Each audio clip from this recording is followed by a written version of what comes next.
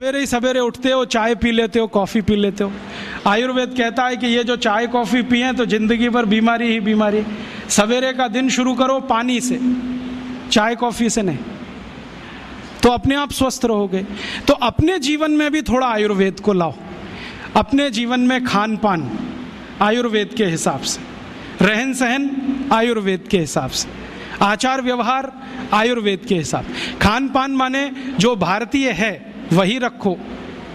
यूरोपीय अंग्रेजी खान पान, pizza, burger, hot dog, cold dog, chowmein, noodles, क्यों फंस गए इसमें?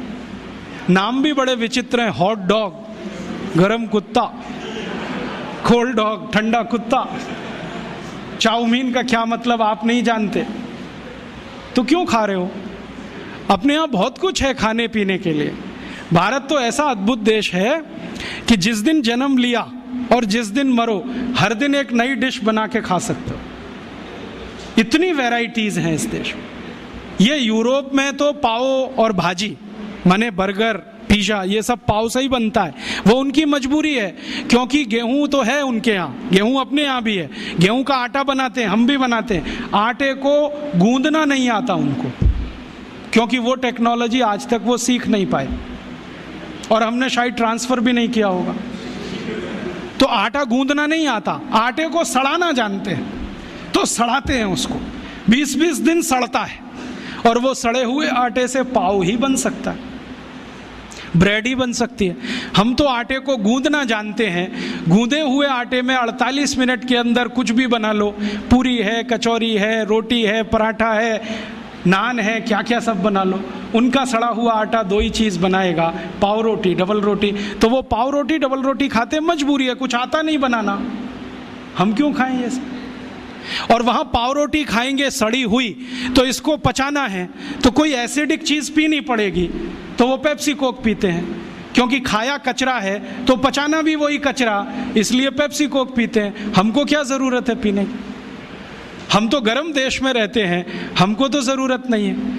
और अगर पेप्सी कोक पीना है तो सोच कर पियो कि इसमें वही एसिड है जिससे टॉयलेट क्लीनर बनता है, और उतना ही एसिड है जितना टॉयलेट क्लीनर में होता है।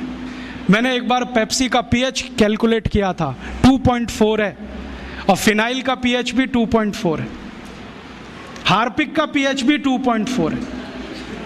तो एक दिन मैंने सोचा हार्पिक से टॉयलेट साफ होता है तो पेप्सी से भी होना चाहिए। मैंने किया और एकदम झकाझक सफेद।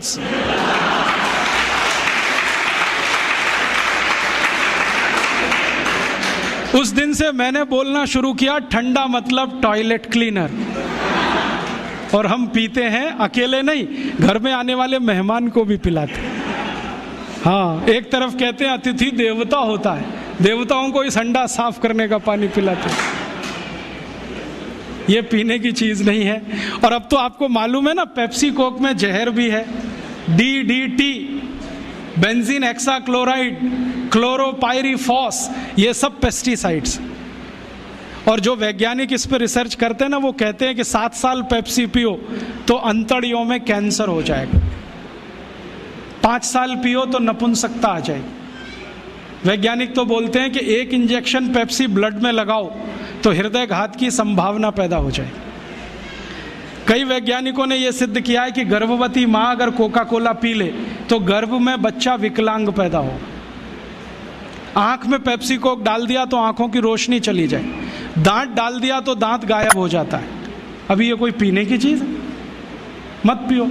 अपने पास बहुत कुछ है पीने के लिए, संतरे का रस, मौसमी का रस, नींबू की शिकंजी, नारियल का पानी, दही की लस्सी, गाय का दूध, कुछ नहीं मिले तो घड़े का पानी। तो ये अमेरिका और यूरोप से जो कुछ आया ये हमारी जिंदगी में रहे जरूरी नहीं।